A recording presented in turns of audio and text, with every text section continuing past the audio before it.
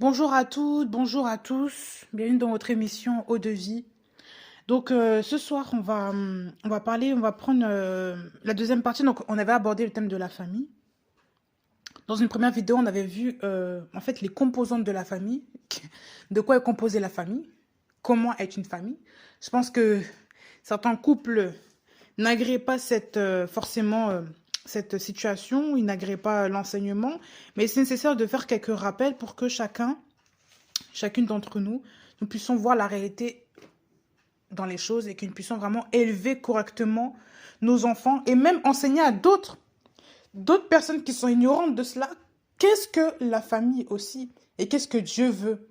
On avait pris deux versets, on avait pris Genèse 1er au verset 26, où Dieu il compose, il parle de la composante de ce qu'il a créé, donc l'homme, il les a créés mâles et femelles, il les a bénis un peu plus tard, il leur a dit, soyez féconds, donc ces mâles-là et ces femelles-là. Et on avait vu aussi le passage dans Genèse 2 au verset 23-24 où quand il parle, il dit que l'homme, en fait, il va quitter son père et sa mère, il s'attachera à sa femme et ces deux-là ne deviennent qu'une seule chair. Donc on a bien vu aussi que c'est le papa et la maman qui font l'enfant, qui font l'homme. Et quand l'homme grandit, il quitte son père et sa mère et il va s'attacher à sa femme et à sa femme seule, donc une seule personne. Donc on avait vu à travers ces deux versets-là que Dieu crée un homme et une femme pour s'accoupler, pour se reproduire et pour accomplir la mission qu'il leur a donnée sur la terre. Mais il crée aussi un homme et une femme à devenir une seule chair. Et non pas un homme et plusieurs femmes, ou une femme et plusieurs hommes, ou vraiment trois personnes dans un couple. Il n'a pas créé les choses ainsi, mais il a créé les choses de manière claire dans la parole. Tout est écrit. Voilà, c'est quoi les fondements de la famille. Donc un homme et une femme qui donnent naissance aux enfants. Et c'est là que maintenant, c'est à partir de ces éléments-là d'abord que Dieu pourra, comment dire, intervenir dans les familles. Donc tout ce qui est dérive, on ne peut pas dire qu'on est chrétien si... on ne peut pas dire qu'on est chrétien, qu'on croit en Dieu, si vraiment on est avec une personne de même sexe dans un couple et qu'on a des rapports avec cette personne-là et on adopte des enfants, on pense que Dieu est avec nous. Dieu n'est pas avec vous, c'est vraiment, vous entendez la voix de Satan, c'est pas Dieu qui vous parle. On ne peut pas dire que oui, que Dieu est avec nous si on marche avec 3, 4 femmes. On ne peut pas dire ça. Dans le temps ancien, Dieu permettait cela parce que il y avait des conditions, c'était la loi. Et Christ n'était pas venu pour remettre les choses en ordre. Mais aujourd'hui, on ne peut plus dire que vous ne pouvez pas dire que vous avez le Saint-Esprit si vous avez 3 femmes. Vous couchez avec une femme, 2, 3 femmes. Dieu, à l'origine, a mis des choses en place. Et c'est ça qu'il faut respecter. Ce sont ces règles-là qu'il faut respecter. Donc, c'est entre un homme et une femme qu'il y a les enfants. Et c'est entre l'homme et la femme que ces deux-là deviennent une seule chair. Et que ces deux-là, c'est dans l'intimité que les enfants sortent. C'est dans le noir, c'est dans l'intimité. C'est entre l'homme et la femme qu'il y a fécondation. C'est pas entre un homme et plusieurs femmes qu'il y aura fécondation au même moment. Non, Dieu n'a pas créé les choses ainsi. Dieu n'a pas créé de fusion entre les femmes. Dieu a créé la fusion entre l'homme et la femme. Donc entre 2 personnes seulement. Et c'est ça qu'on va clore dessus sur la première partie. Maintenant, dans la deuxième partie, il faut mettre des bornes dans cette famille. Vous êtes une famille, donc jusque-là tout va bien. Vous êtes un homme et une femme. Un homme et une femme, vous croyez en Dieu. D'accord? Un homme et une femme. Et même si vous n'avez pas encore conscience de qui est Dieu, parce qu'il y a peut-être des nouveaux convertis, des personnes qui cherchent, qui sont curieux d'entendre ce message-là, vous êtes entre un homme et une femme. Vous êtes homme et femme. Vous avez des enfants. Vous êtes déjà dans les bonnes bases de ce que Dieu veut. Mais maintenant, qu'est-ce que Dieu veut? Il y a des bornes maintenant à mettre dans cette famille. Au niveau des bornes, je parlerai aussi, on va aborder aussi le sujet des limites de l'autre. Au niveau d'abord du couple. Il y a des limites qu'il faut mettre dans le couple dès le départ, avant que même la famille ne s'agrandisse.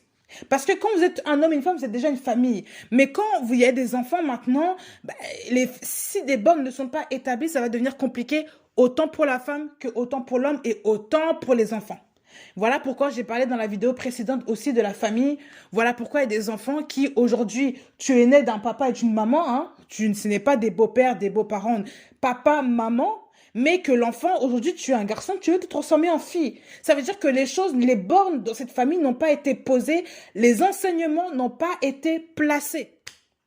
Donc, on va se rendre dans le verset de Proverbe 22 au verset 28. Proverbe 22, verset 28. Je lis, « Ne déplace pas la borne ancienne que tes pères ont instituée. » Ne déplace pas quoi? La borne ancienne que tes pères ont instituée. Quand on parle de tes pères, ça veut dire de ceux qui étaient avant les générations, de en génération, en génération, en génération. Et pourquoi on parle de père? C'est parce que c'est le père qui pose la borne, c'est le père qui pose les limites. Ce n'est pas les mères qui posent les limites, c'est le père qui pose les limites. Le père est le chef de famille. Maintenant, on va en venir un peu plus tard. Mais après la composition de la famille, on va voir qu'il y a de la hiérarchie en fait dans cette famille. Le père est le chef de famille. Que vous le vouliez ou pas. C'est ainsi.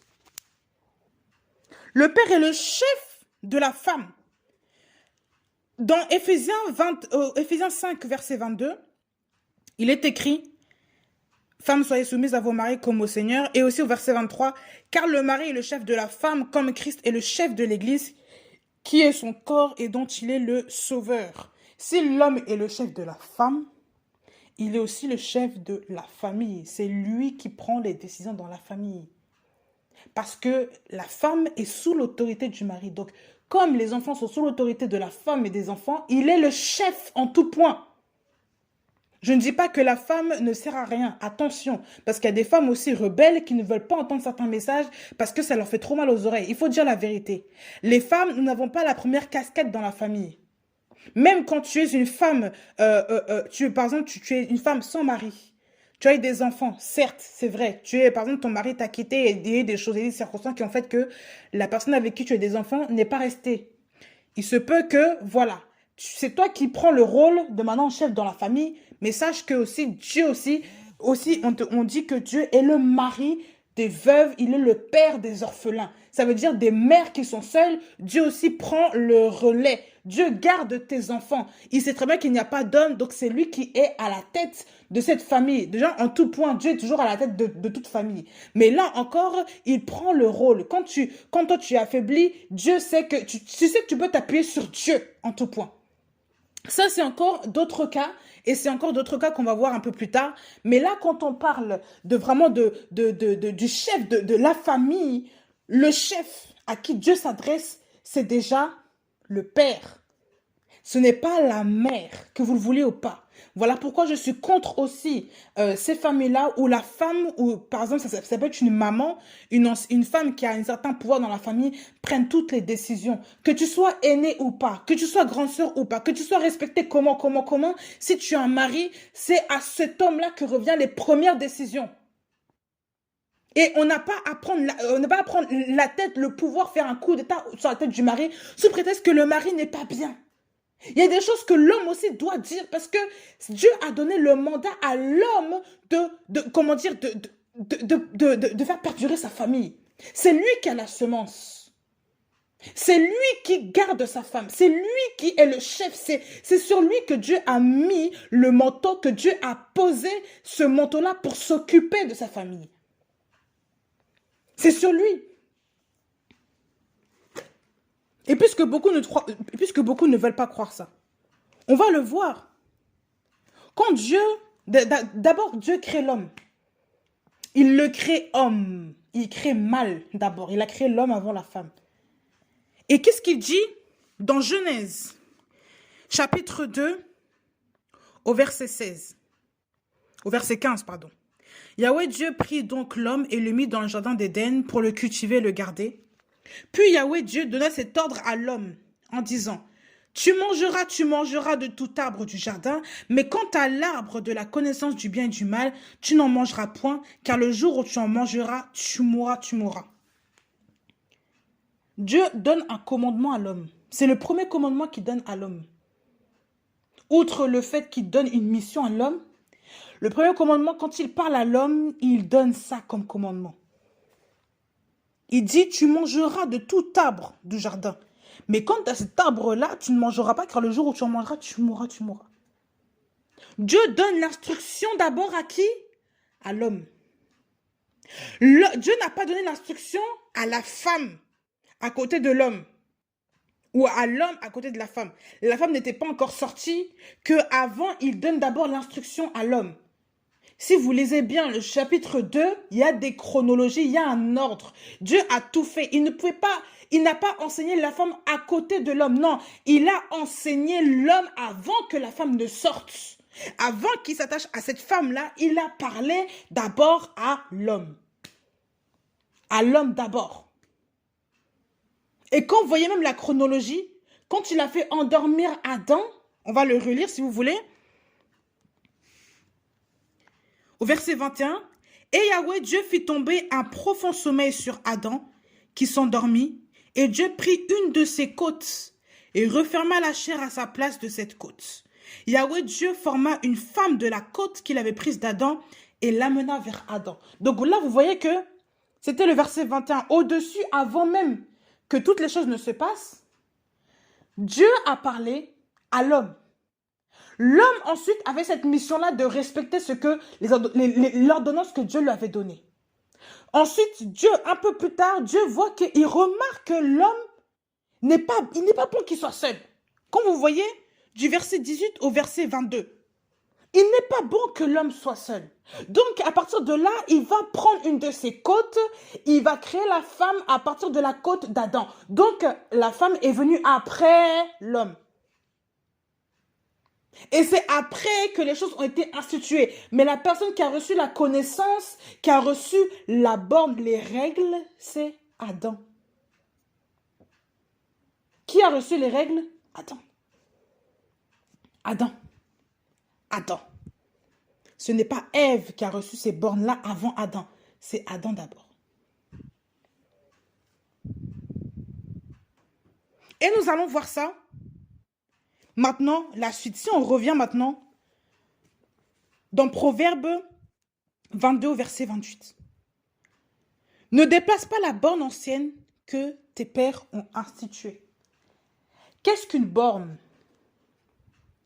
Si on prend, je n'ai pas mon dictionnaire sous les yeux, sinon je vous aurais lu comme ça les choses. Mais si on voit le champ lexical du mot borne, on va parler de règles, on va parler de limites. Donc, excusez-moi, j'ai dû faire une pause pour vraiment rentrer dans le dictionnaire.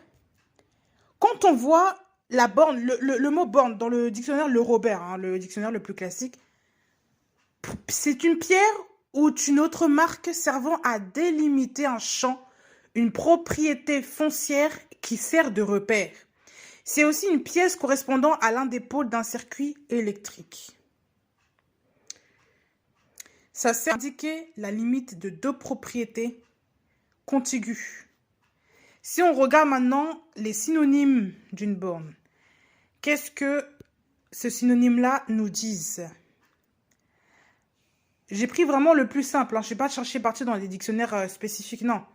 Je suis partie juste dans tout ce que vous pouvez trouver, Larousse, le Robert, les dictionnaires normaux. On dit que la borne est une barrière. C'est un bornage, une colonne, un barrage, un cadre. Bon, voilà. Frontière, on parle de kilomètres, on parle de marques, on parle de pierres, on parle d'obstacles, on parle de freins, on parle de limites, de jalons. Voilà. Et si on peut voir l'antonyme, ça veut dire le contraire de ce qu'est une borne dans les synonymes. L'antonyme, c'est le contraire de synonyme. On voit que l'antonyme dit que c'est un milieu, commencement. On parle de commencement de fin, on parle de pénétrant. Quelque chose qui pénètre. Ça veut dire qu'il n'y a pas de limite. Débordement. On va parler de ça aussi. Donc,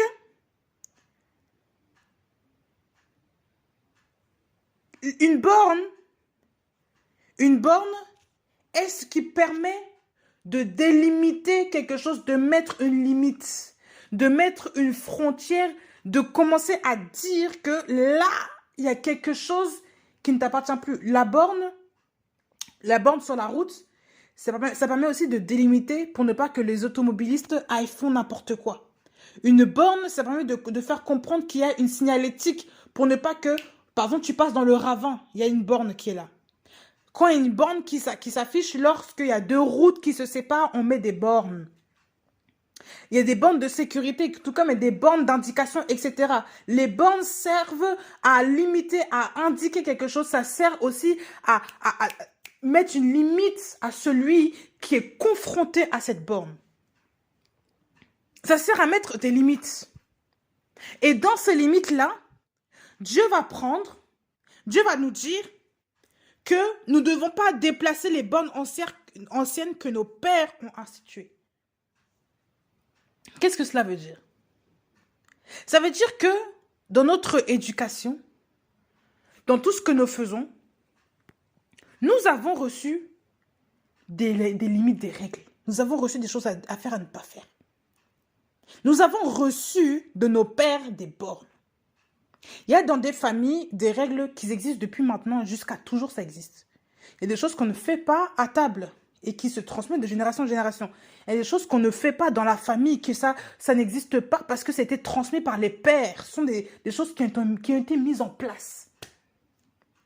Il y a une manière de parler qui a été transmise de père en fils. Même pareil que dans les entreprises, les recettes. Il y a des recettes familiales qui sont transmises de père en fils, ne doivent jamais être divulguées. C'est une borne aussi qui a été établie dans les familles. Il y a des bornes que les pères ont établies dans les familles. Dans certaines familles, il y a des choses qu'on ne fait pas. Il y a des choses qu'on ne dit pas. Il y a des choses qui ne doivent pas sortir. Il y a des choses qui doivent être respectées. Il y a un protocole à respecter parce que les pères ont établi ça et que ça a été transmis de père en fils. Et je ne parle pas forcément de liens, de sorcellerie, de non, parce que souvent, on va commencer à vouloir tout mélanger. Non, quand je parle de bornes, ça veut dire des choses éducatives qui ont été mises en place dans les familles. Il y a des pères aussi oui, il y a des pères qui font le travail. Il n'y a pas que les femmes qui font le travail. Il y a des pères aussi qui font ce travail-là. Même si les pères, aujourd'hui, on remarque qu'il y a de plus en plus des endormis, mais les pères d'autrefois ont fait un travail. Il y a des choses qu'on ne fait pas. Et des choses qui n'existent pas qu'on ne fait pas. Il y a des choses qu'on ne fait pas. Il y a des bornes qui ont été établies. Dieu dit qu'on ne doit pas déplacer. Dieu dit qu'on ne doit pas déplacer les bornes qui ont été établies. Ça ne veut pas dire qu'on ne doit pas casser tout ce qui est satanique. Qu'on ne doit pas enlever tout ce qui est de problématique. Comme il a dit qu'il fallait détruire l'autel de ton père. En parlant de Gédéon, il a dit à Gédéon, va détruire l'autel de ton père. Ce n'est pas ça. Mais quand on parle de bornes, ça veut dire de règles, de limites à ne pas franchir. Si dans cette famille-là, vous avez l'habitude de respecter toujours le père, comment ça se fait que toi, maintenant, tu vas commencer à vouloir manquer de respect à ton père? Si dans cette famille, vous avez l'habitude je sais pas, de faire une certaine chose pour le respect, l'éducation des enfants, toi, maintenant, tu vas commencer à enlever ces bornes et à faire n'importe quoi. Oh, mes enfants font ce qu'ils veulent. Mes enfants sont libres. Il y a des gens qui, quand ils sont... Maintenant, ils sont parents, ils déplacent tout. Toutes les bornes. Ils n'en ont rien à faire. Ils n'en ont même plus le commandement des pères. On parlera aussi des pays. Il y a des pays dans lesquels, même le pays dans lequel nous sommes pour la plupart, là, la France, là.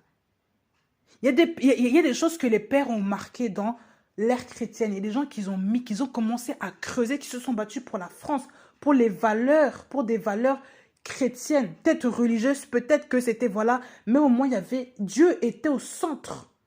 Parce qu'il y a des gens qui se sont battus pour que ce soit la religion chrétienne qui s'instaure dans ce pays-là. Aujourd'hui, on veut tout renverser et on veut remplacer maintenant Dieu par la laïcité. Voilà pourquoi il y a des dérives comme ça. Les gens n'ont pas respecté les bornes qui ont été établies. Les gens ont renversé ces bornes. Les gens ont ôté ces bornes. Il n'y a plus de limites. Dans une famille, il est important qu'il y ait des bornes. Dans une famille, il est important que les enfants respectent les bornes établies. Dans une famille, il est important que le papa et la maman soient d'accord pour que ces bornes restent jusqu'à ce que les enfants quittent ce monde et même jusqu'à les générations suivantes.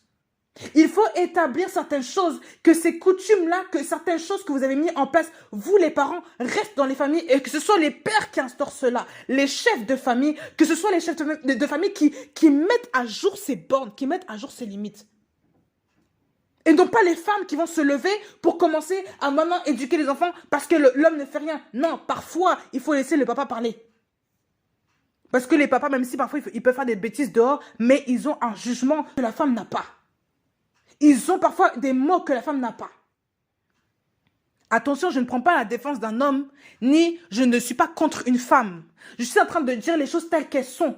Et pour qu'on remette aussi les choses à leur place. Il y a des femmes qui aiment beaucoup prendre l'avance parce qu'elles sentent que le mari n'est pas ça. Mais quand tu t'es marié avec l'homme, là, tu savais très bien maintenant tu sais très bien qui il était, non?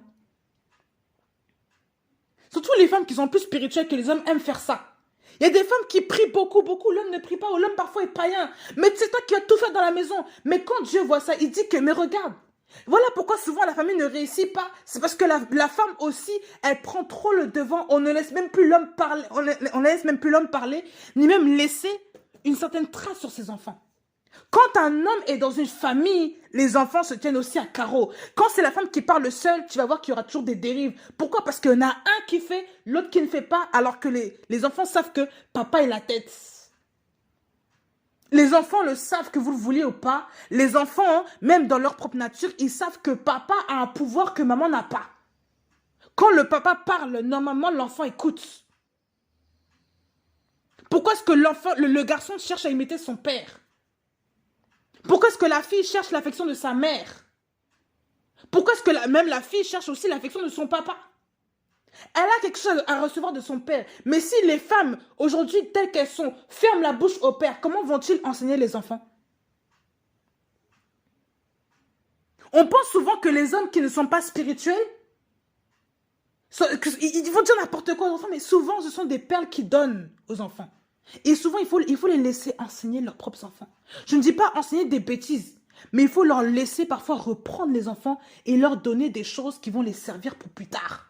Et c'est comme ça que les enfants respectent le parent. C'est comme ça que plus tard, ils apprendront à ne pas déplacer ces bornes-là. Et qu'ils apprendront à leurs enfants aussi à ne pas déplacer les bornes qu'ils ont été instituées et les bornes que papy avait mis. Mais aujourd'hui, regardez aujourd'hui. Regardez l'état des familles. La famille représente un corps vraiment en pagaille. La tête n'existe plus. L'ongle est à la place de l'œil. Le front, et je ne sais pas comment, on voit un monstre. Si on met la famille, on représente la famille en tant qu'humain, on voit l'image d'un monstre. Et oui, je vous dis,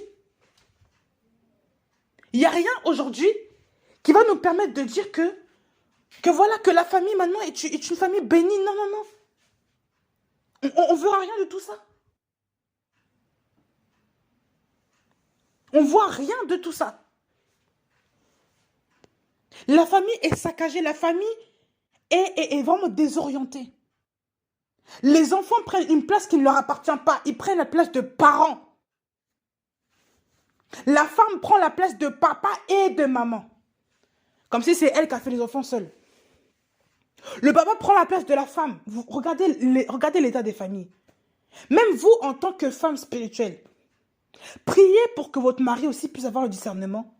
Mais quand vous savez même que votre mari, parfois, il n'est pas spirituel, il a fait des choses, priez pour cet homme. Pour que cet homme-là se relève aussi. Dieu peut faire grâce à cet homme parce que vous priez pour lui. Mais il faut le mettre aussi devant les faits. Ton enfant-là, il faut prendre soin de cet enfant-là. Il faut prendre soin de cet enfant-là. Il ne faut pas avoir peur que les papas enseignent les enfants. Parce que ce sont eux qui sont mandatés pour poser les bornes. Pour poser les limites.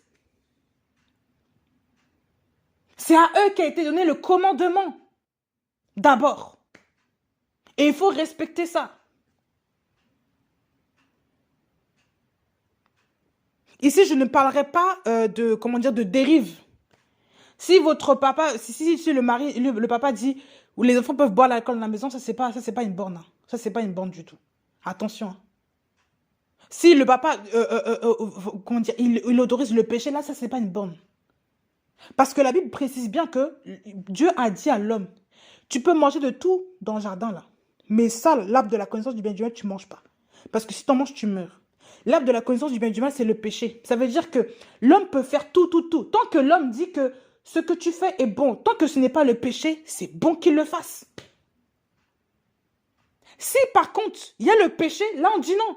Mais si le papa se lève et qu'il n'est pas contre la parole de Dieu, il va dire quelque chose qui est bon pour l'enfant, il faut que aussi la mère laisse faire. Ce n'est pas mauvais.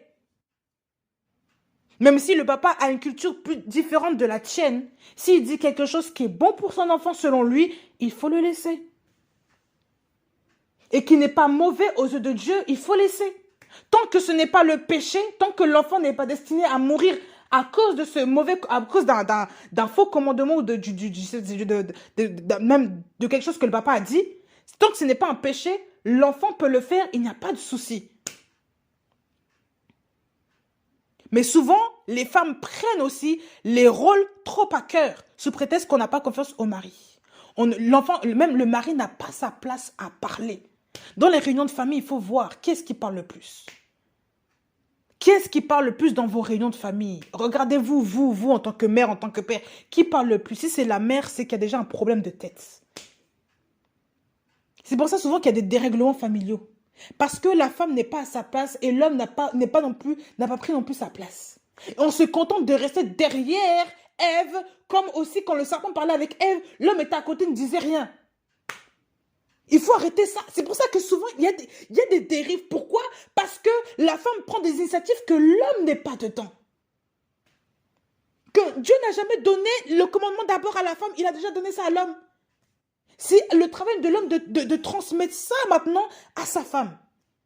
Mais beaucoup de gens ne respectent pas ça. Et on voit des enfants qui mettent leurs propres bornes ou alors qui vivent même sans bornes.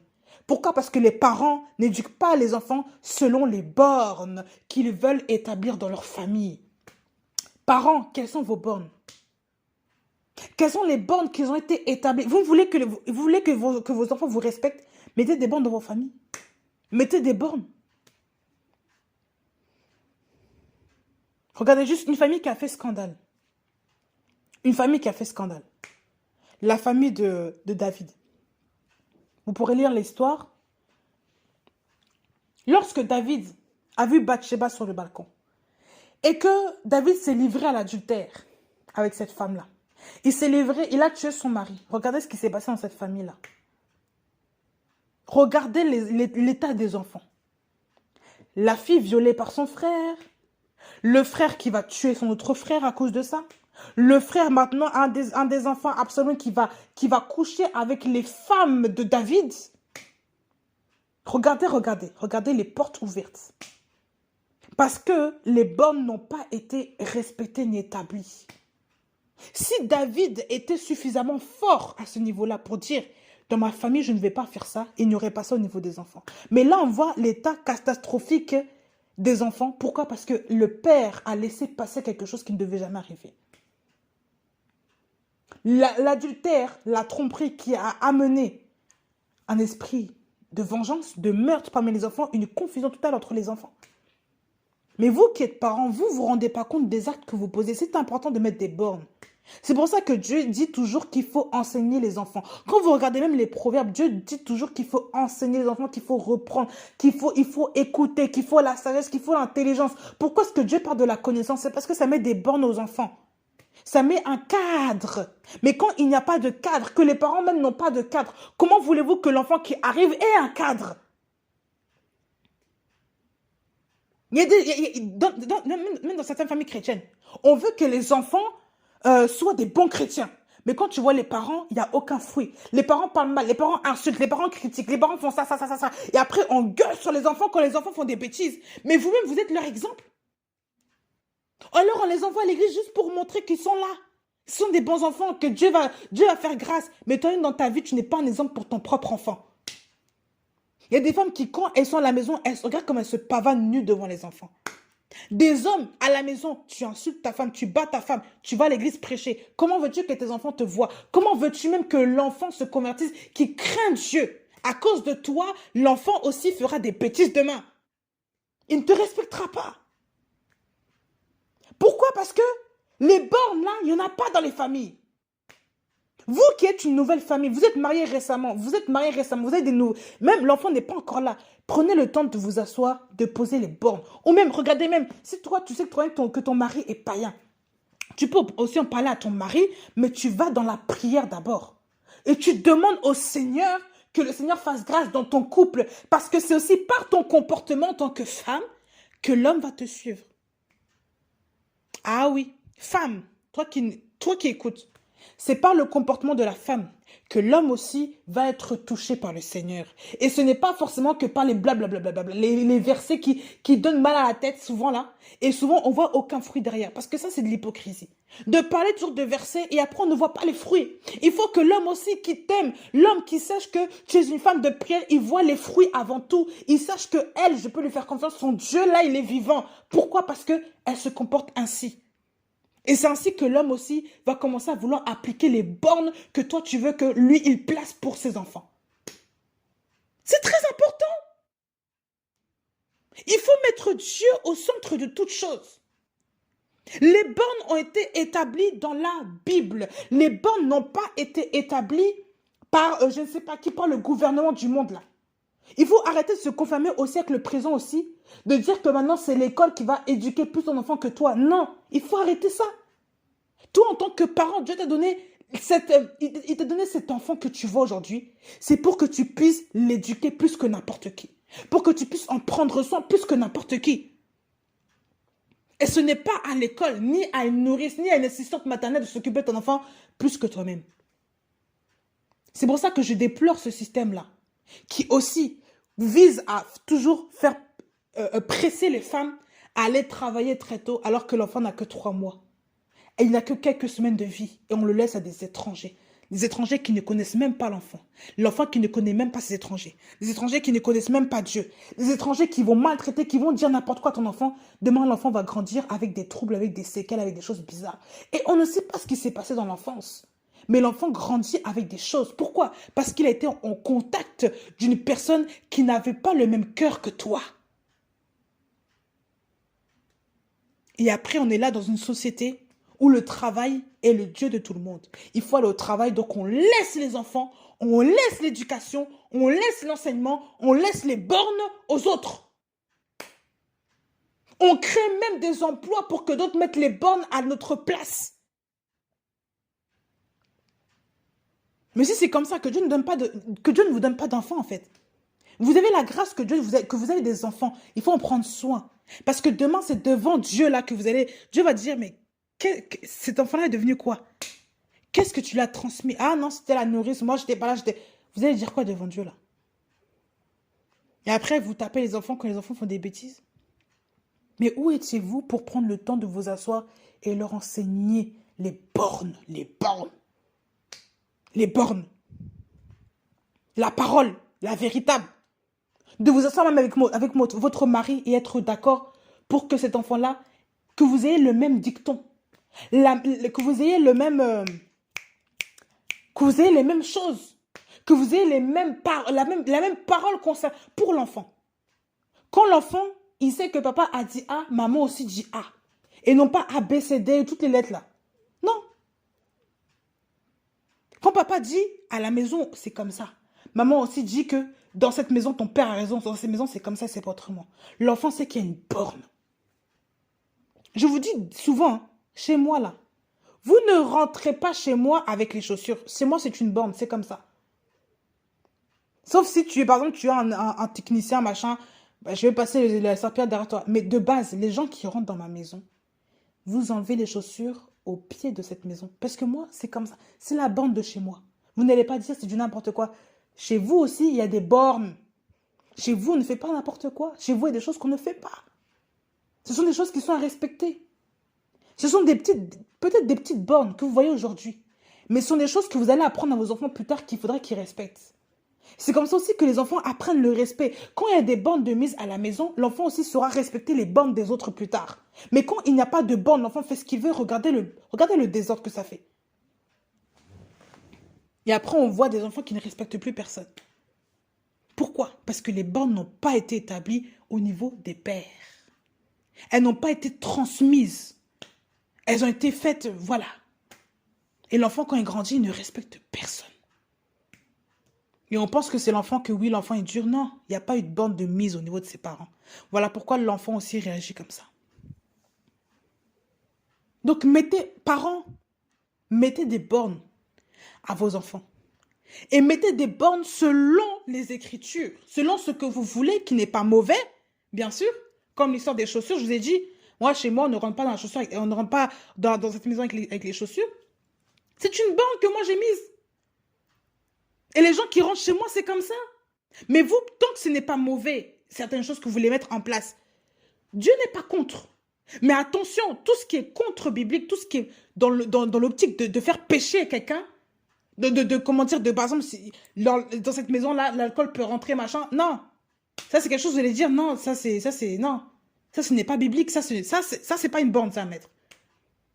Ou alors, tu peux ramener ta petite copine à la maison, la fornication peut rentrer à la maison. Non, il faut dire non.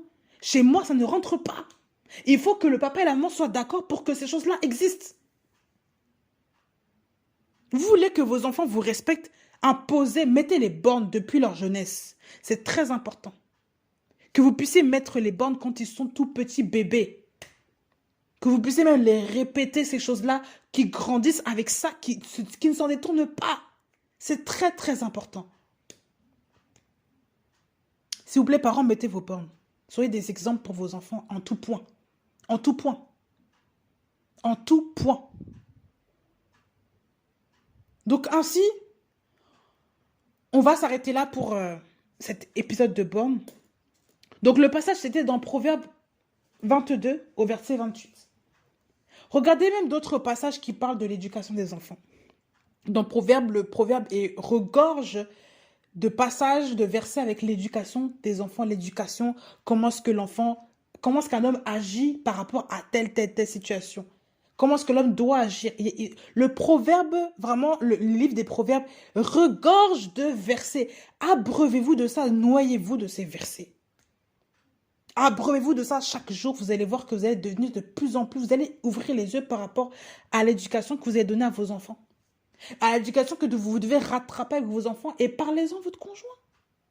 Et femmes, vous aussi les femmes, soyez des exemples dans vos familles. Parce que si le mari n'est pas converti, ou même inversement, c'est par vous. Et quand il va voir vos fruits, là, il va voir la lumière, il va suivre naturellement. Quand tout le monde voit la lumière, tout le monde est attiré par la lumière. Tout le monde. Les animaux aussi sont attirés par la lumière. Sauf les choses impures, là. Vous voyez, les animaux impurs, là, qui n'aiment pas, qui aiment l'obscurité, c'est pour un. Mais souvent, là, quand tu vois les petites bêtes, là, la lumière, tout le monde, la lumière, tout s'éclaircit à la lumière. On suit facilement la lumière. Mais dans l'obscurité, on est confondu, on se perd, on se cogne dans le noir. Si on vous met dans le noir, vous allez vous cogner. Vous n'allez pas marcher correctement, vous ne connaissez plus votre route. C'est pour ça que sur la route, on met des feux. Feux de route, feux de croisement, etc.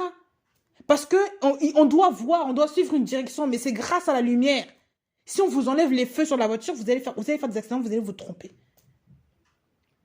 Donc l'homme là, qui n'est pas converti, doit voir la femme comme une... Vous êtes la lumière du monde, la Bible dit. Donc l'homme doit vous voir comme une lumière. Il doit vous voir comme la lumière. Et cette lumière-là, c'est vous. Cette lumière-là, c'est la parole-là que vous allez mettre en pratique, que l'homme va voir. Donc, il est très important que les femmes aussi se lèvent dans leur famille pour montrer l'exemple au niveau du comportement. Au niveau que l'homme voit les fruits, l'homme voit le changement. Et si c'est l'inverse, c'est pareil. Que l'homme qui est converti, que votre femme n'est pas convertie, que la femme aussi voit les fruits, qu'elle puisse vous suivre en tant que chef, naturellement.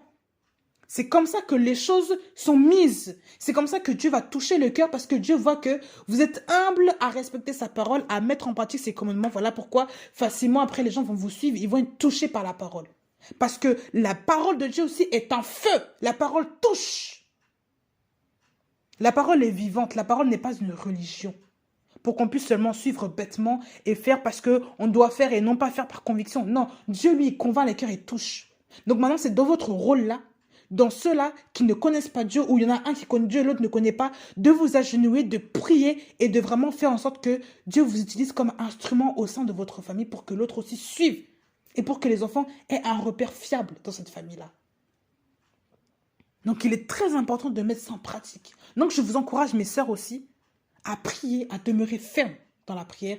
Et les hommes aussi qui sont convertis, dont les femmes ne sont pas converties, c'est très important aussi de demeurer des chefs établis dans la famille, de respecter les femmes et d'être l'homme que Dieu veut que vous soyez au sein de votre couple.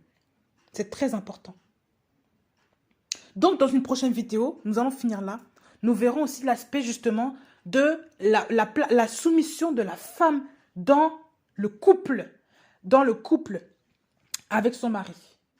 Pour que la bonne tenue de la famille, parce que la femme aussi, comme on a dit, c'est celle qui bâtit sa maison. Donc, c'est dans cette partie-là, dans cette troisième partie-là, que nous allons voir comment est-ce que la femme doit se comporter dans sa famille, avec son mari, avec ses enfants. Soyez bénis au nom de Jésus.